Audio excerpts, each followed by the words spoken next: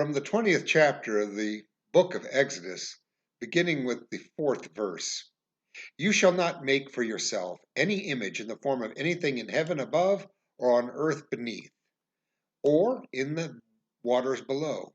You shall not bow down to them or worship them, for I, the Lord your God, am a jealous God, punishing the children for the sin of the parents to the third and fourth generation of those who hate me, but showing love to 1,000 generations of those who love me and keep my commandments. This is the second commandment. The prohibition on idols found in the second commandment was something that was unique to Israel. As far as we know, every other faith in that region employed images of their gods. The prohibition was not just against depicting other gods, but it also forbade any image of Israel's God. This kept people from creating an image of Yahweh in their minds that was limiting. It stressed that God is greater than we can conceive or depict. But even so, we've often made idols. Perhaps the most famous image of God is the portrait of God in the Sistine Chapel in Vatican.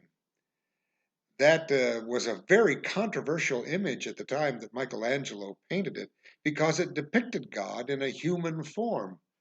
And many people have had their image of God affected as a result and tend to have this image of God as a stern old white guy as a result. Let's talk a bit about images of God and how they sometimes are an effort by us to manage God, and how the true God is unmanageable. As I noted in the meditation on the first commandment, God does not say, or the first commandment rather, does not say, you shall have no other gods, or there are no other gods. It says, you shall have no other gods before me. The implication being that there are other gods, but you're not supposed to worship them. And in fact, that was the belief that was common amongst the earliest Hebrews.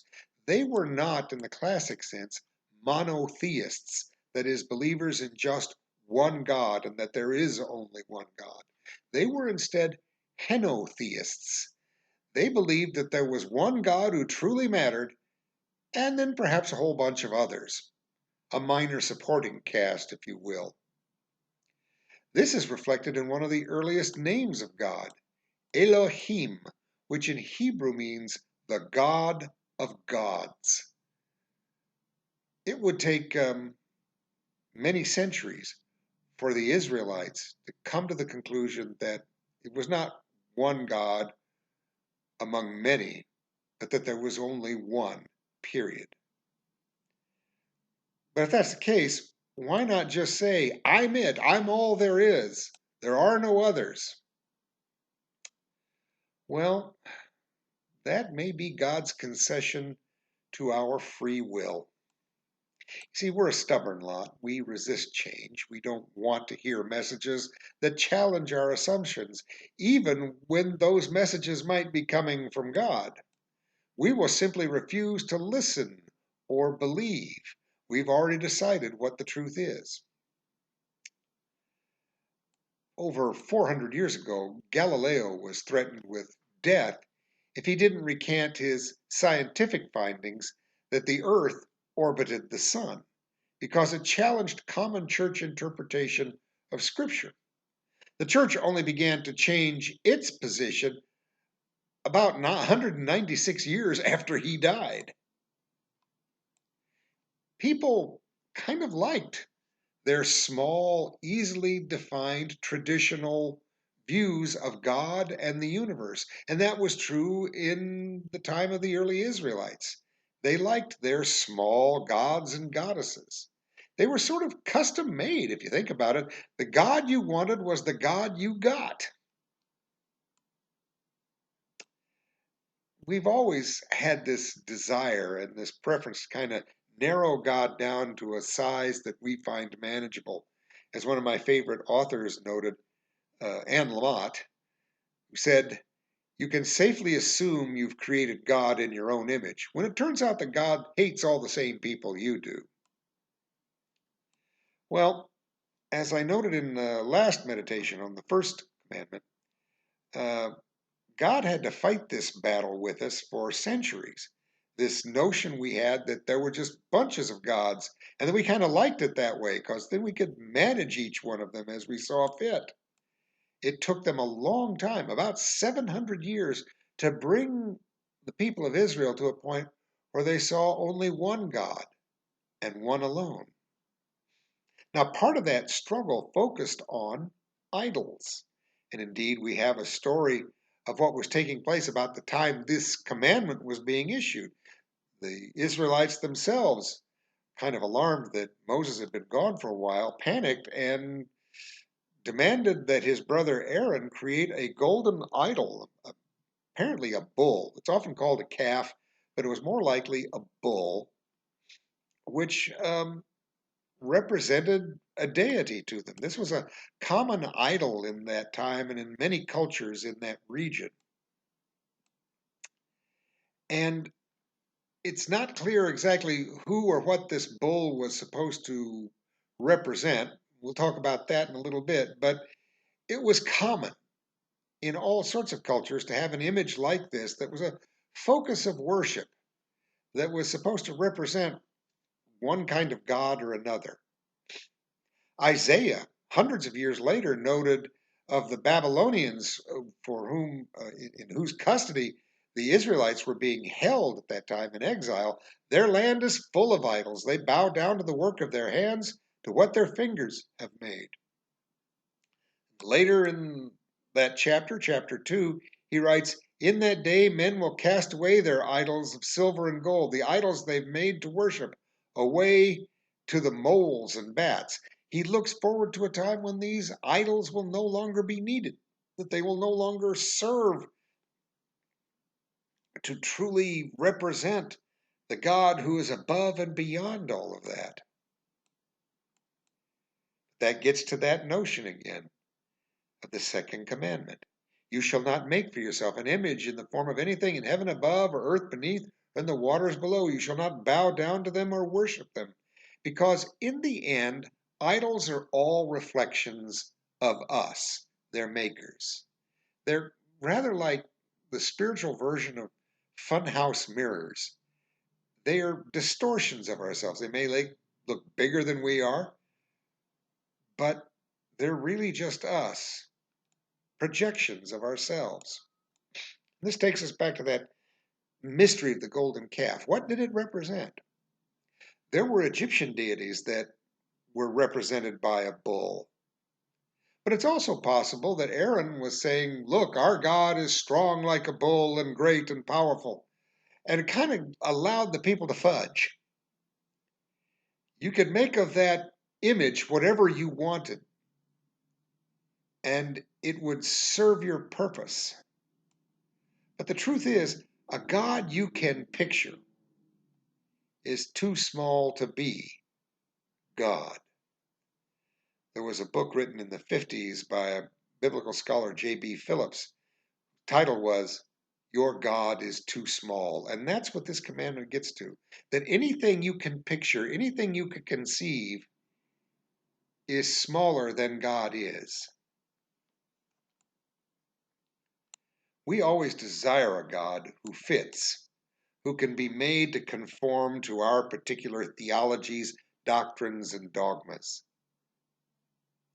But God simply refuses to accommodate that. God refuses to be managed and contained and boxed in. That even goes for the name of God. They noted in the last meditation, the holiest name of God in Judaism is the name God gave when Moses asked, whom shall I say sent me? When he's saying, who will I tell the Egyptians has sent me to order the Pharaoh, who was considered a living God, to let my enslaved people go? And God answers, Yahweh. In Hebrew, that means, I am who I am. And often we see translations of that. But the interesting thing about this holiest of names is that it's also rather slippery because it also means I will be who I will be.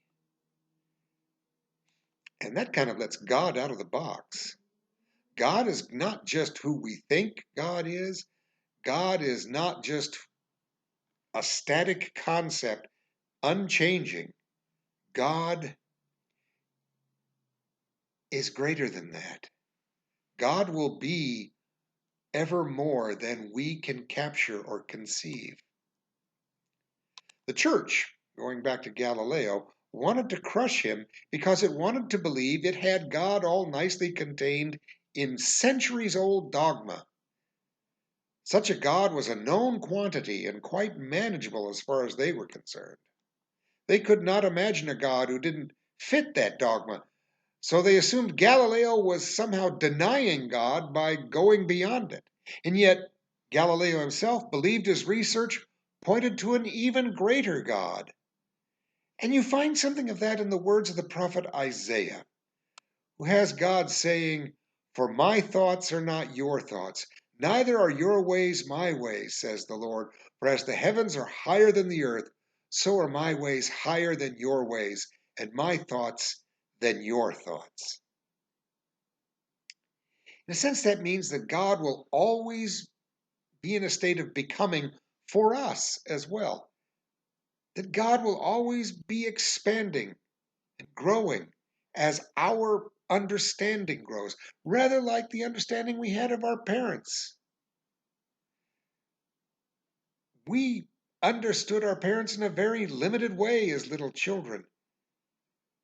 And in many ways, our image of them, our understanding of them grew, and they became something more, something greater, something more complex as we grew in our experience of them and of life in general.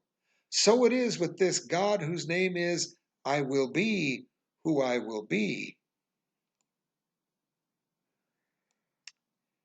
Charles Schulz, the creator of the comic strip Peanuts, was a Christian and a bit of a theologian. And in one of his more famous Peanuts strips, he has Snoopy sitting on top of his doghouse typing away, and Charlie Brown says, "I hear you're writing a book of theology. I hope you have a good title." And Snoopy thinks to himself, "I have the perfect title." And then he types out, "Has it ever occurred to you that you might be wrong?" The people who sent Jesus to the cross were absolutely certain that they were defending the truth and the old-time religion as they understood it from a man they considered to be a dangerous radical who was challenging their image of God that had been well established and set in stone, if you will. But for all their certainty and piety, they were worshiping something less, and indeed something else than the true God. That was idolatry as well. God would be whom God would be, something more, something different than they had yet conceived. Jesus has become our new image of God, not a distant judge, but a God who is as close as a loving daddy, the one whom Jesus addressed in Aramaic as Abba, which literally means daddy. One who will not ignore the least of us, nor forget the last of us.